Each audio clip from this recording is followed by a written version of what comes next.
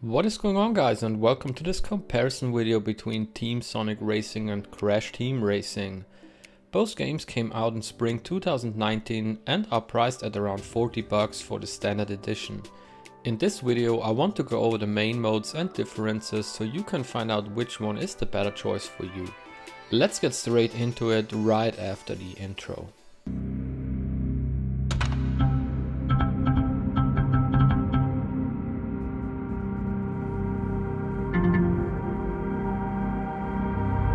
In this video I used the PS4 version of both games. I tried to categorize both games in a couple of categories to give you a better overview, so let's start off with the game modes of both games. Team Sonic Racing has the Team Adventure mode, local play and online. The Team Adventure mode is the story mode, and in local play you have the choice of either playing a Grand Prix with 4 races, an exhibition race or time trial. In each of those you can either play alone or with up to 4 players in split screen. I will take a closer look in the Team Adventure mode and the online mode a bit later in this video. Crash Team Racing has the Adventure mode, local arcade and the online mode. Here as well I will talk about the story mode and the online mode in a separate category a bit later. In local arcade you have a lot of different choices like single race, cup race, battle, time trial, relic race, CTR challenge or crystal challenge. And also here you can play with up to 3 friends in split screen mode. Team Sonic story mode is named Team Adventure and is built up as a map which is split up in 7 stages where you find multiple races and cups. You will need to earn stars to progress to the next race, and in some races you need to fulfill certain requirements to earn a key which unlocks the next stage. The story itself is pretty unspectacular and is built up as a 2D cutscene where characters like Sonic, Tails, Amy or later on Dr. Eggman talk to each other. Here they could have put a bit more effort in to add some 3D cutscenes. The goal is to reach the final race and win it, but I won't spoil anything of the story itself here.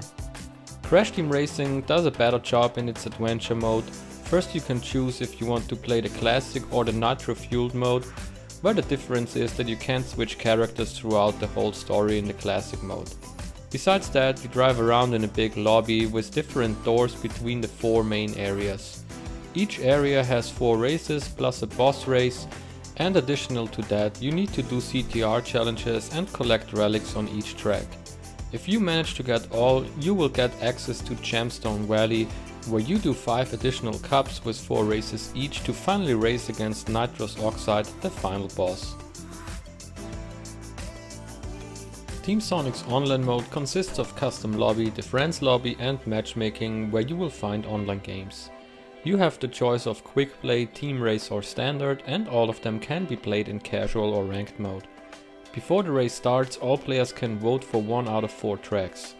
The only downside is that the game seems a bit dead, even though by the time I recorded this it's not even out 2 months.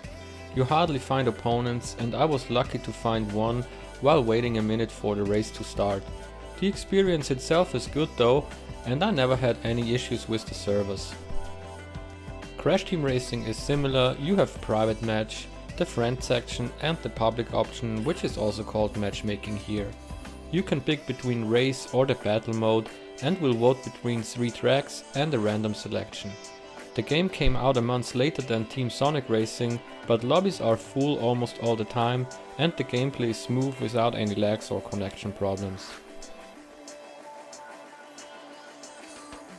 Team Sonic Racing has a total of 15 characters out of the Sonic universe, like Sonic himself, Tails, Knuckles, Silver, Amy or bad guys like Dr. Eggman and Zavok. Some of them need to be unlocked through the story mode, and all of them have different stats in acceleration, boost, defense, handling or speed.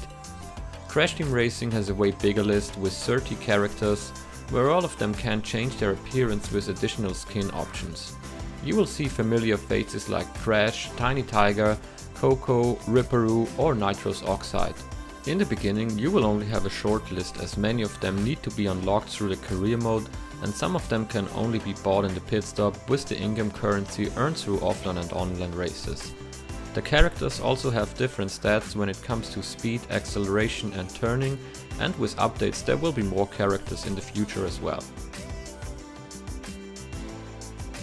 Every character has his own unique card in Team Sonic Racing. By doing races you will earn in-game currency, which can be used to buy mod pods, which unlock random items to customize the cards of the characters. That lets you, for example, use different bumpers or tires. Besides that, you can choose between multiple color options or add vinyls. The customization options really stand out and Team Sonic Racing did a very good job here. But also Crash Team Racing has done a decent job in this section. You can choose between 18 different bodies with various decal options, paint jobs and customizable wheels. Additional to that, you can put stickers on your cards like numbers, signs or character heads. Most of those items need to be unlocked or can be bought in the pit stop with the Wumpa Fruits you earn in online and offline races. Team Sonic Racing has 21 tracks. All of them are nicely done and have a lot of unique details. It's fun to drive on them and it definitely takes some time to find out where to drift and how many tricks you can perform to gain extra speed after landing. Crash Team Racing is a different story though, as it has 33 unique tracks plus 12 arenas for games like Capture the Flag or Last Kart Driving. The tracks are beautiful and have a lot of details in their surroundings. New tracks will also be added over time, like the recently added Twilight Tour track. In this section both games are really different. Team Sonic Racing has 3 difficulties: normal, hard and expert. In most game modes you will play in a team of 3, while a total of 12 players is on the starting grid and your team competes against 3 other teams. By collecting rings, your kart and power-ups will get stronger. As in most kart racing games nowadays, you will find item boxes with a question mark, which will give you presents to use in-game to gain an advantage. These are, for example, boxes, rockets, boosts or a ghost mode. The interesting approach in Team Sonic Racing is that you can also share your items with your teammates or request items from them. To get a boost you can either drift for a while, get in the slingshot of your team members or perform stunts during airtime. Additional to that, you have boosts in form of arrows on the racetracks. If your team performs well, you will also get a team boost, which will boost all the members for a while and you are not affected by any other items of your opponents during that time. The gameplay is not too easy, especially in the beginning, but once you get used to it, it will be fun. I do think though that they should have made an easy option in the story mode for casual players, as some of the challenges are quite hard. Crash Team Racing is a bit more straightforward. Races can be done in easy, medium or hard difficulty. You can collect Wumpa Fruits and once you have 10 of them your kart will be faster and your power-ups will be stronger. Green arrows on the tracks will give you a boost after driving over them, and if you jump long enough you will also get a boost after you land. The most important thing though is to master the power slides. This requires a lot of skill and will take some time to learn. Once you do a jump you need to perform a hard turn and you will see the turbo gauge charging up. By pressing the power slide button at the right time you will get a boost and you can do this up to 3 times in a row while you are in the drift. Perfect timing is the key and will give you a big advantage against your opponents. Both games have nice graphics and very different tracks. After all, these are games to have fun with while competing against your friends or online opponents, so you shouldn't expect the latest AAA graphics anyway. To sum everything up, here are some short head-to-head examples of both games with their original sound.